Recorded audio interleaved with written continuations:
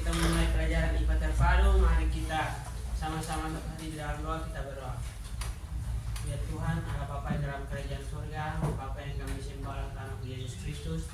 Tuhan, terima kasih Tuhan atas penjagaan-Mu yang memberkati kami dari tadi. Kami istirahat hingga masuk kembali Tuhan. Tuhan, sekarang ini kami akan memulai dengan pelajaran IPA terpadu. Tuhan tolong bimbing kami, dan kami bisa mengikuti pelajaran IPA terpadu ini dari awal hingga boleh berakhir dengan dalam sukacita Tuhan. Berkati kami Tuhan, ini doa sembahyang kami Tuhan, di dalam nama Yesus kami berdoa. Haleluya, amin. Baik, makasih. Dan sebelum pelajaran dimulai, Pak absen dulu untuk cek kehadiran sampai altar hari ini.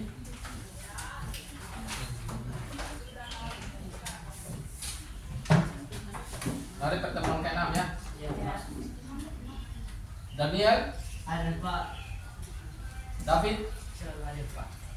Fadli, izin. Jenny, Hadir Pak. Junita, Hadir Pak. Michael, Izin. Marcella, Hadir. Mervinda, Hadir Pak. Susan, Hadir Pak. Flore, Hadir Pak. Yoga, Ayo Pak. Dina, Hadir Pak. Delvi. Izin. Oh, berarti 3 orang yang izin hari ini ya. Iya Pak. Ini izin mana nih?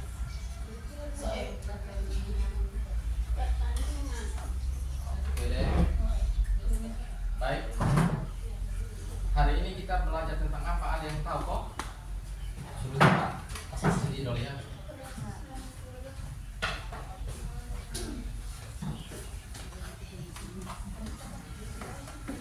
Oke.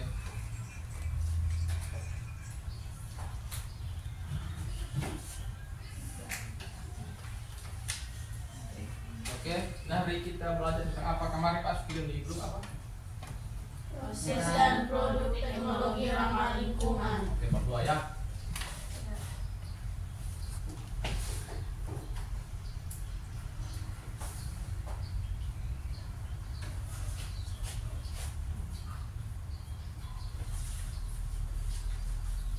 Ini pertemuan ke-6 Kamis 28 Agustus 2005. Itu bab 2, proses dan produk teknologi ramah lingkungan. Pak Yesus sendiri, materi kelas 12. Oke, baik. Kita yaitu di pertemuan yang ke-6 Kamis 28 Agustus 2025. Bab 2, proses dan produk teknologi ramah lingkungan. Mari kita lihat. Dalam pembelajaran ini kita punya tujuan yang Pak pilih hanya 2 tujuan saja, kalau 2 saja. Yang pertama, di akhir dari pembelajaran, peserta didik dapat mengenal teknologi yang ramah lingkungan. Yang kedua, yaitu peserta didik dapat menjelaskan teknologi yang ramah lingkungan.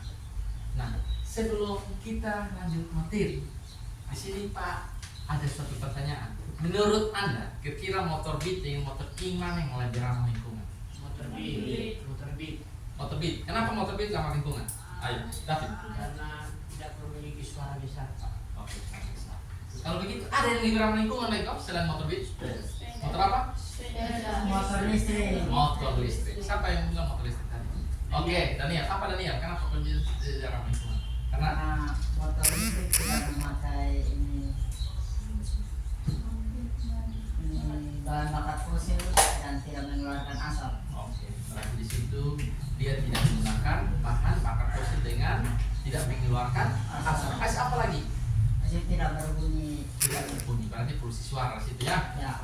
Oke, baik. Untuk memperdalam materi ini kita lanjut bahas satu persatu ya. Ya Pak. Yang pertama yaitu pengertian teknologi ramah lingkungan. Kita mengerti pengertiannya dulu. Kita mulai. Teknologi ramah lingkungan atau bahasa Inggrisnya sustainable teknologi atau green teknologi merupakan bentuk penerapan teknologi yang memperhatikan prinsip-prinsip pelestarian lingkungan. Teknologi tersebut bertujuan untuk memberi kemudahan dan pemenuhan kebutuhan manusia. Manusia itu harus mudah. Yang berikut lagi, Teknologi ramah lingkungan bertujuan untuk menghasilkan berbagai produk dan jasa untuk kepentingan manusia dengan memanfaatkan sumber daya alam yang dapat diperbaharui dan tidak menghasilkan limbah yang membahayakan lingkungan. Selain itu, teknologi ramah lingkungan juga dapat menggunakan bahan yang dapat didaur ulang. Sumber dari kelistrikan dapat berasal dari matahari, angin, dan air. Paham ya? Ya. Kita lanjut lagi.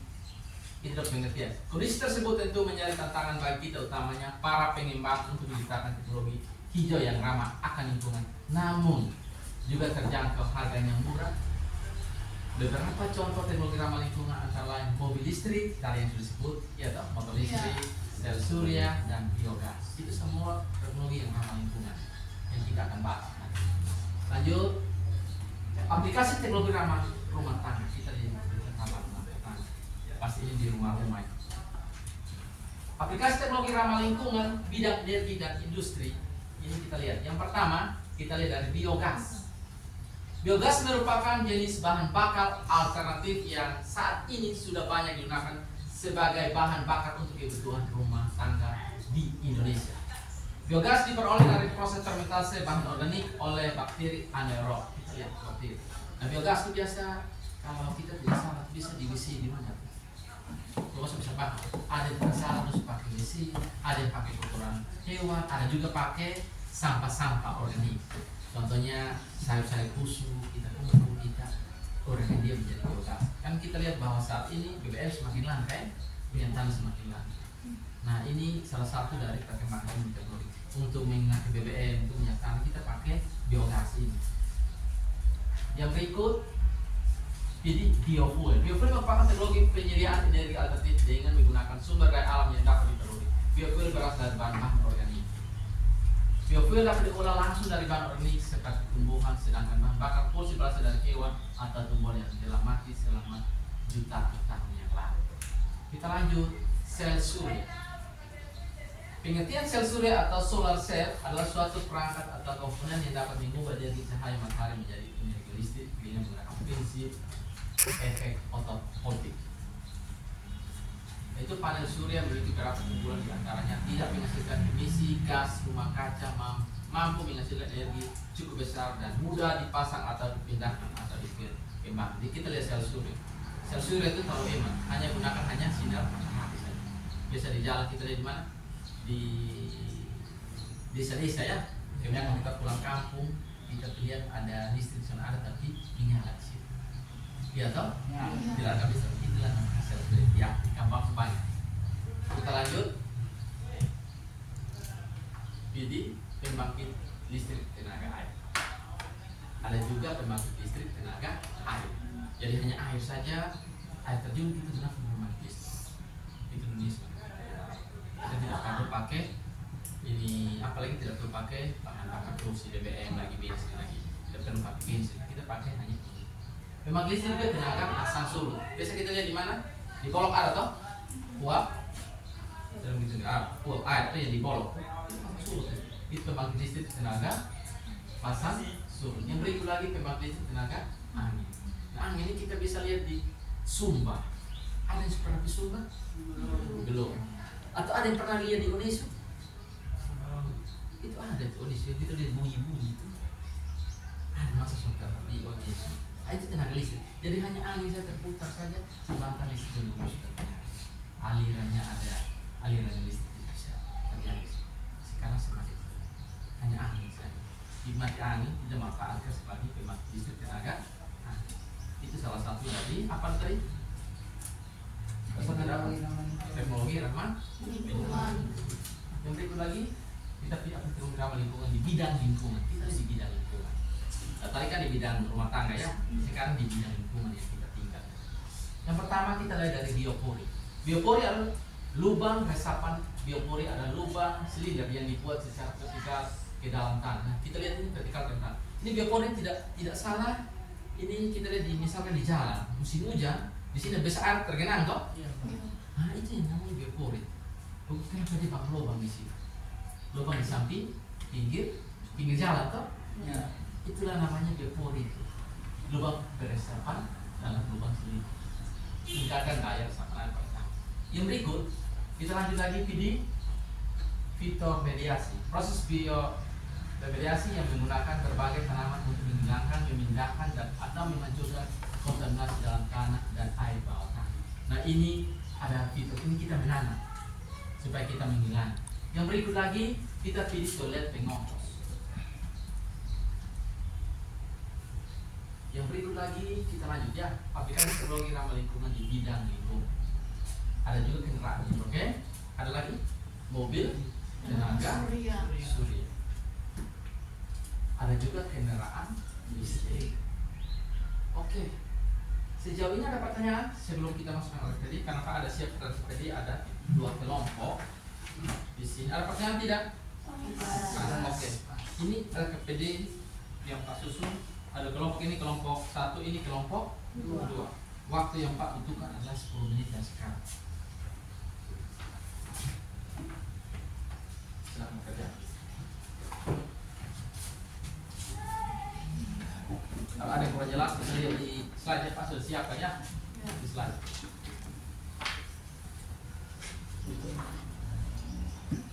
Gambar kurang jelas di LKPD. Ini ada punya. Kelompok 1 dia hanya di sini kelompok 1 hanya kerja nomor 1 sampai nomor 3. Sedangkan kelompok 2 kerja 4 sampai 6. Bisa sekarang langsung dipresentasikan ya, tulis ke nama kelompok ya. Pasti siapkan tuh.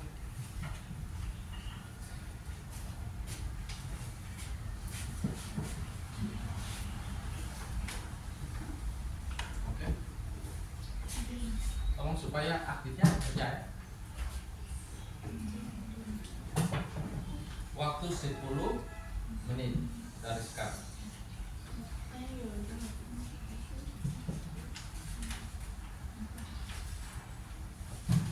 Paham soal maksudnya? Pasal memberikan gambar, lalu tentukan dia ramah lingkungan atau tidak. Langsung berikan dia punya alasan.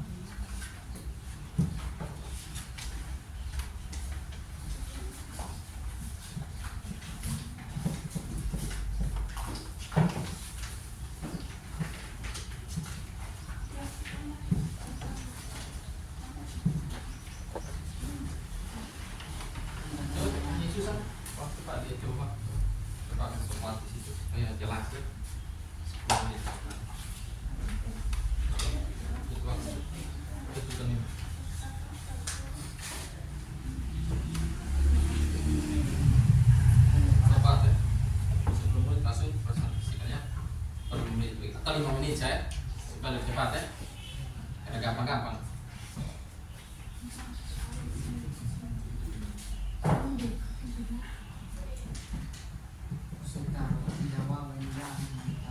Apa sejauh ya?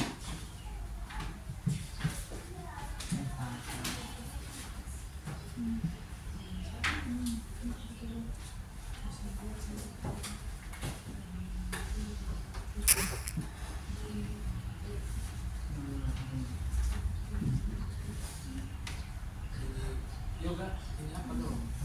Masa kerja apa dong? Bisa dulu di situ sadar pusat. Agak tinggal sedikit lah. Di sini. Kerja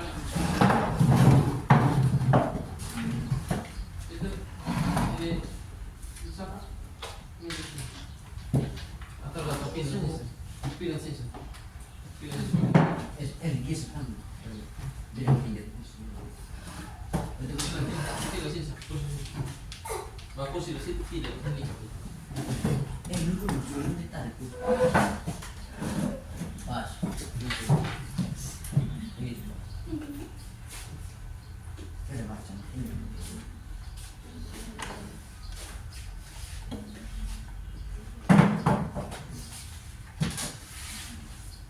Itu terlalu ya.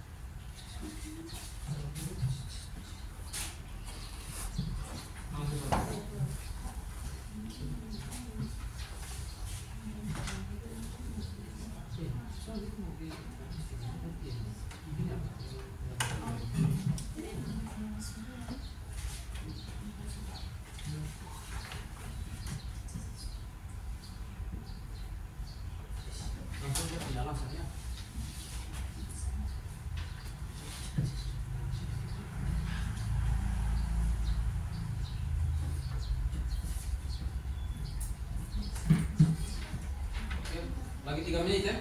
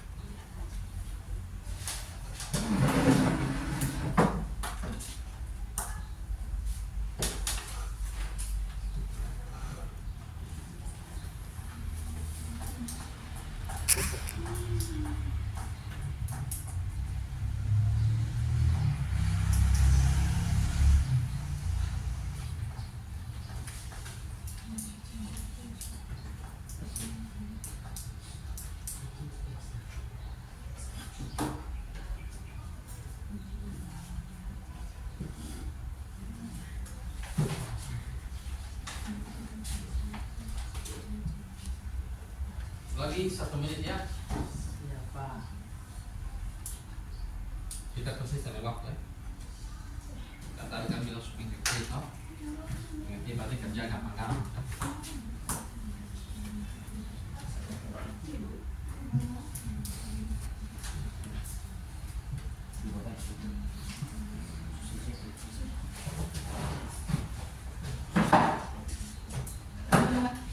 Oke, lagi 30 detik dari sekarang. Masa 2, 4, 5 orang kerja dengan nomor semua.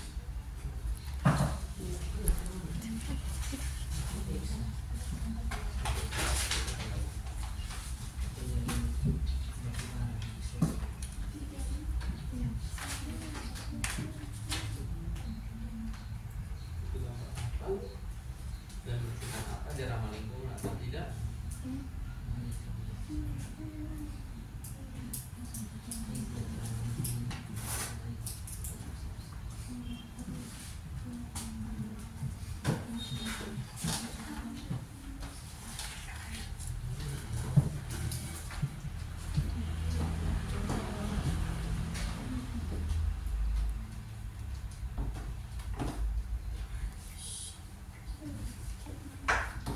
Oke, waktu habis. Soalnya, oke. Sebelum selesai kan Pak punya es krim buat kosong ya. Oke. Jadi siap. apa lagi foto dulu? Kan sebelum presentasikan. Jadi kalau kelompok mana ya ini Pak punya ice breaking buat kosong hari ini supaya makan sini. Ini apa? Siang begini pasti minum ya. Jadi ini pertanyaannya Pak bilang berawal dari Pak bilang. Pak bilang kalau pegang kepala berarti kosong pegang kepala. Tapi tidak mengenal kalau Pak bilang begini. Pegang kepala, kosong pegang kepala, pegang tangan, berarti pegang kepala, terus Pak bilang pegang tangan, pegang mulut, tapi terus pegang mulut berarti salah, sudah kalah. Jadi kalau dia kalah berarti hukuman menyanyi. Paham ya? Baru kita mendiskusikan. Mulai ya. 1, 2, 3.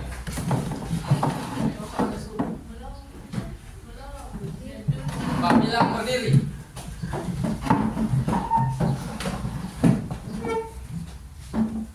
Pak bilang pegang kepala.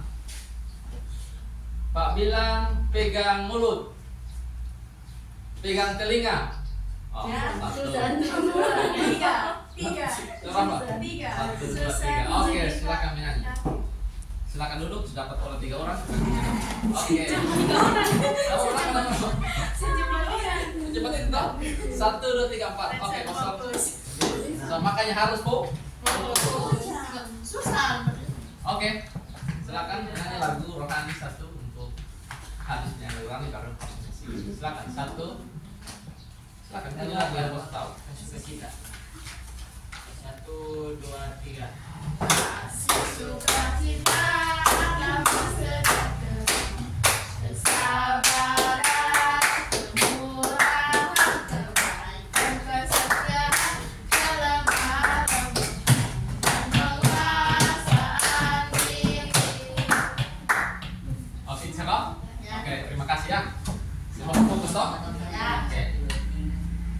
Jadi mulai sudah presentasi ya. Kelompok 1 terlebih dahulu. Waktu dan kesempatan silakan.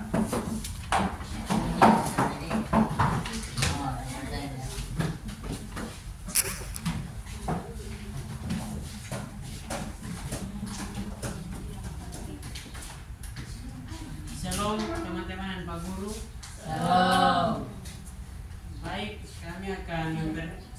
kami dari kelompok 1 akan mempresentasikan hasil kerja diskusi kami tentang teknologi ramah lingkungan yang akan dibacakan oleh Kak Vilo. Perhatikan gambar di bawah ini dan berilah nama gambar tersebut. Kemudian tentukanlah mana yang ramah lingkungan dan tidak ramah lingkungan. Kemudian berikan alasan masing-masing. Gambar yang pertama merupakan gambar yang menceritakan tentang seseorang yang sedang mengisi bahan bakar di SPBU. Gambar tersebut tidak ramah lingkungan karena penggunaan bahan bakar fosil seperti bensin atau solar menghasilkan emisi gas rumah kaca. Yang kedua, mobil tenaga surya ramah lingkungan karena matahari sebagai sumber energinya. Yang ketiga, eksavator melakukan tambang tidak ramah lingkungan karena menyebabkan polusi suara, udara, dan merusak habitat. Sekian hasil presentasi kami. Mungkin ada pertanyaan dari kawan-kawan. Ada.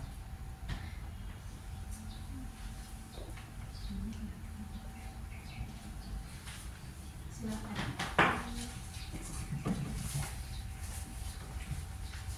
Baik, saya Daniel Laro dari kelompok 2 akan memberikan pertanyaan kepada kelompok 1 tentang gambar yang pertama, yaitu gambar orang mengisi bahan bakar di pom bensin. Pertanyaan saya, bagaimana ketergantungan masyarakat pada bahan bakar fosil dari pom bensin memengaruhi kualitas hidup manusia dalam jangka panjang dan apa solusinya?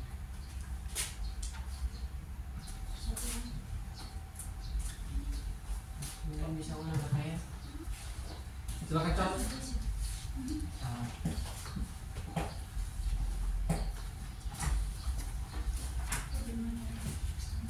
Bagaimana ketergantungan masyarakat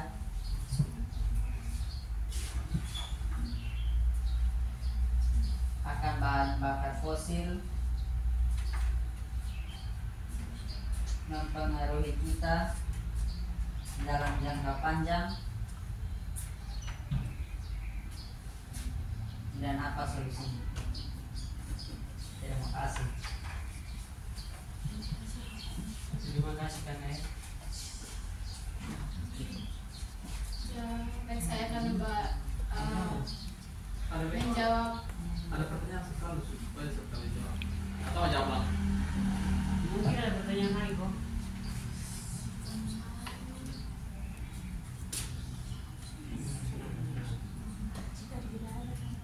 Jika tidak ada, kami akan membaca.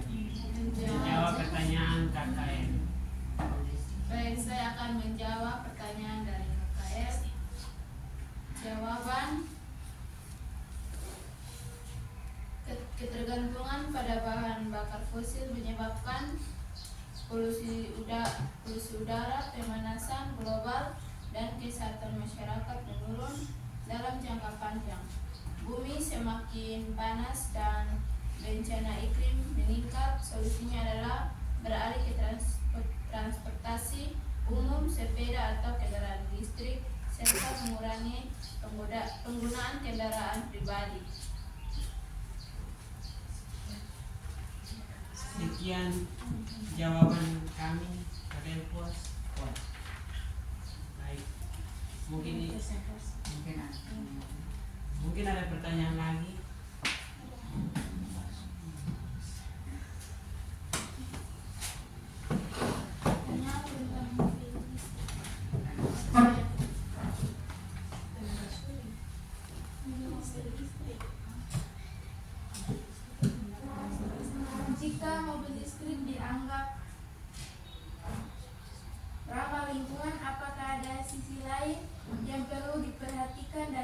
Penggunanya misalnya dari bahan baku baterai atau pengolahan limbahnya. Bagaimana sebaiknya masyarakat menyikapinya?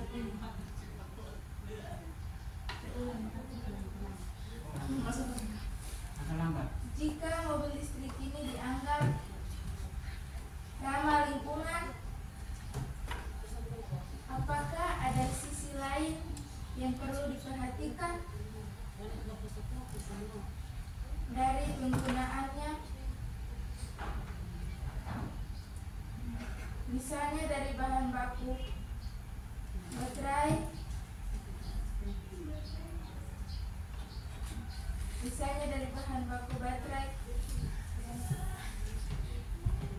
atau pengelolaan limbahnya. Bagaimana sebaiknya masyarakat menyikapi hal ini?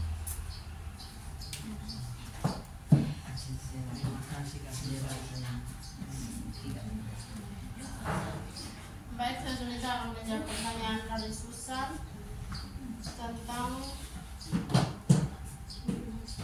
mobil listrik. Jawabannya, mobil listrik memang tidak menghasilkan polusi udara, tetapi baterainya membutuhkan bahan tambang seperti lithium yang juga bisa merusak lingkungan. Karena itu, masyarakat harus mendorong teknologi daur ulang baterai dan tidak hanya tergantung pada mobil listrik, melainkan juga memaksimalkan transportasi publik yang lebih efisien. Terima kasih. Sekian jawab dari kelompok kami. Apakah kakak Susan sudah puas? Puas. Baik, tepuk tangan buat kelompok 1 nih. Kelompok 1 silakan duduk dan kelompok 2 hasilnya.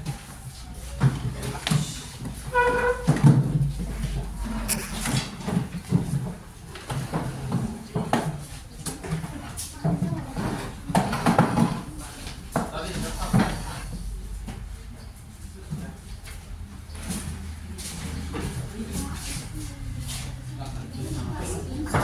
Itu sama kelompok kumpul Pak.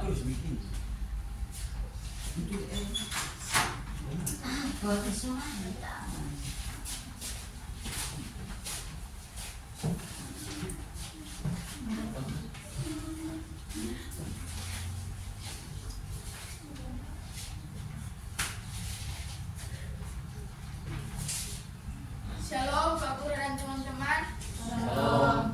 Kami dari kelompok 2 akan mempresentasikan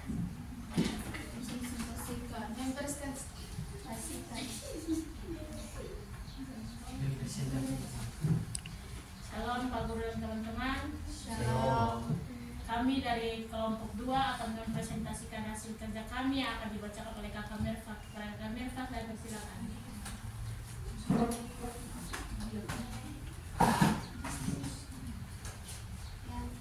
Gambar yang pertama itu pabrik industri. Alasannya tidak karena limbah dapat mengakibatkan polusi udara, tanah dan air. Gambar yang kedua yaitu kincir angin. Gambar tersebut ramah lingkungan karena tidak mengakibatkan polusi dan sangat menghemat energi. Gambar yang ketiga ialah biogas, ramah lingkungan, dapat mengolah sampah bahan polutan menjadi bahan bakar. Sekian presentasi dari kelompok kami. Apakah ada pertanyaan? Kami persilakan kepada kelompok 1.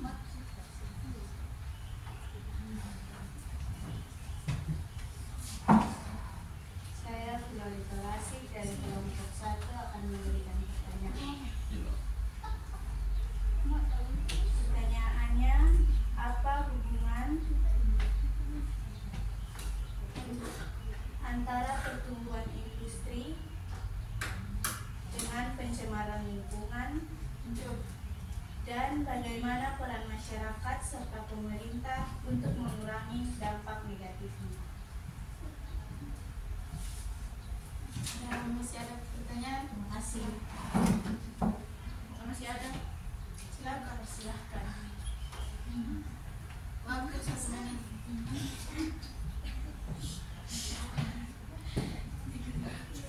Baik, silakan. Nama ya? Mengapa Nama dulu. Nama. Atau izinkan karena bertanya punya nilai ya. ya.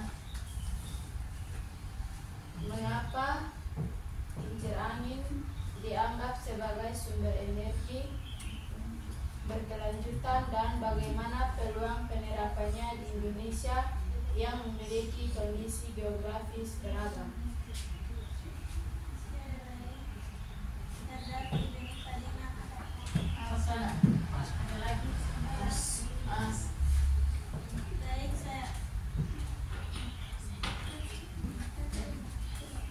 Baik, saya akan menjawab pertanyaan dari pilot. Jawabannya ialah semakin banyak industri, semakin banyak limbah dan polusi yang mencemari lingkungan. Pemerintah perlu membuat regulasi ketat tentang pengelolaan limbah, sementara masyarakat harus mendukung produk ramah lingkungan dan menolak industri yang merusak alam. Dengan begitu, pertumbuhan ekonomi tetap berjalan tanpa mengorbankan kelestarian lingkungan.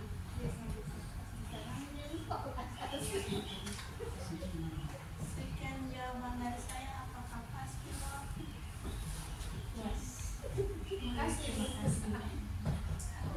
Baik, saya Daniel Monolado akan menjawab pertanyaan dari Jenny.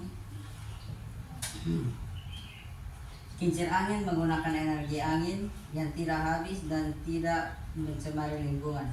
Di Indonesia, daerah pesisir dengan angin yang kencang dapat menjadi lokasi ideal, tetapi perlunya dukungan dari pemerintah dan masyarakat agar mengembangkan infrastruktur energi agar manfaatnya bisa dirasakan secara luas. Sekian jawaban dari saya, mungkin dari Kak Jenny. Baik. Sekian presentasi dari kelompok kami. Terima kasih. Tepuk tangan buat kelompok.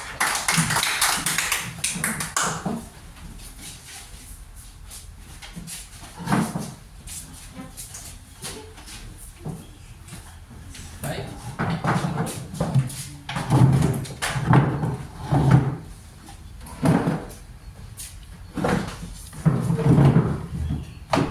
Semua sudah kerja dan semua sudah puas ya dengan teknologi ramah lingkungan. Tapi dari situ kita menarik kesimpulan dari semua ya. Yang pertama yaitu di sini teknologi bisa berdampak ganda. Kenapa Pak bisa dikatakan dampak ganda? Karena ada yang bisa merusak lingkungan dan ada juga yang tidak merusak lingkungan. Sepertinya tadi pom bensin itu dia apa? Dia bisa merusak lingkungan. Tapi kalau tidak ada pom bensin masih kita tidak bisa apa? Tidak bisa berjalan, akibat kita macet. Iya dong. Contohnya kita mau jalan di Osaka sekarang, kalau ada isi bensin.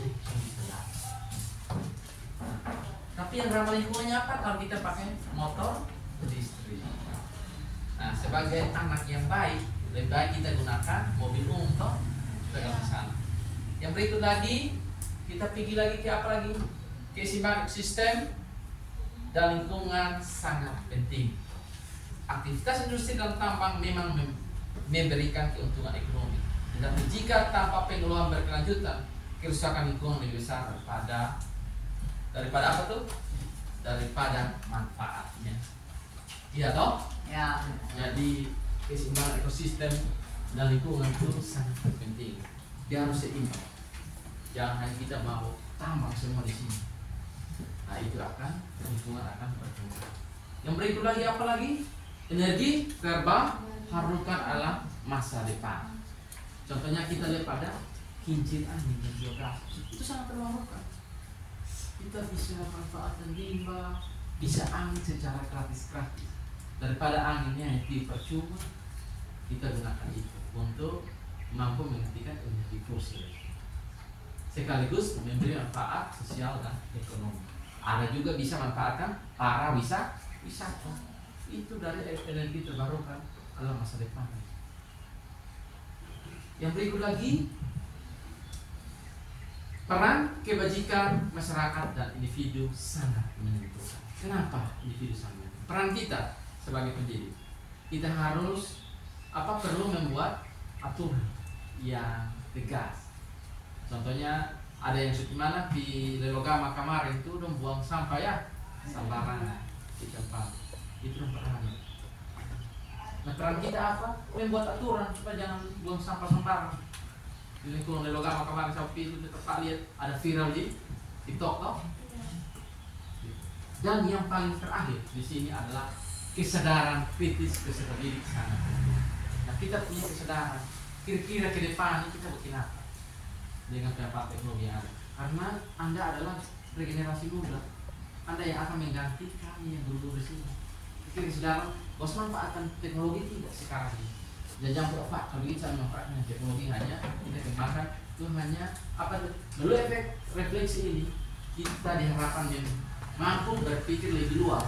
Tidak hanya melihat di situ bilang berapa manfaat teknologi secara instan, tetapi juga dampaknya bagi lingkungan kesehatan masa depan. Mungkin itu saja refleksi kita dan sekian pembelajaran kita. Minggu depan kita akan lanjut ke materi yang berikut adalah teknologi yang tidak ramah lingkungan sama sekali. Jadi itu selalu buat kita semua. Dan akhir pembelajaran ini tak minta satu untuk sembahyang untuk kita pulang.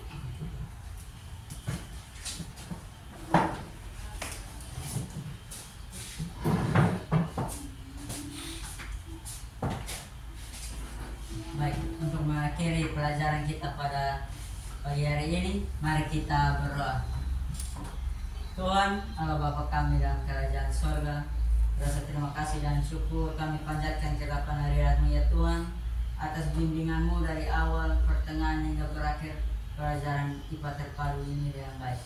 Semoga apa yang kami belajar pada pagi hari ini bisa kami tanamkan di akal kami dan bisa kami gunakan dalam kehidupan kami hari lepas hari. Berkati juga Pak Guru yang telah mengajarkan kami hal-hal penting ini, supaya Pak agar tetap sehat dan tetap bisa mengajar kami di waktu kedepannya. Dan nama Yesus kami telah berdoa. Amin. Siap.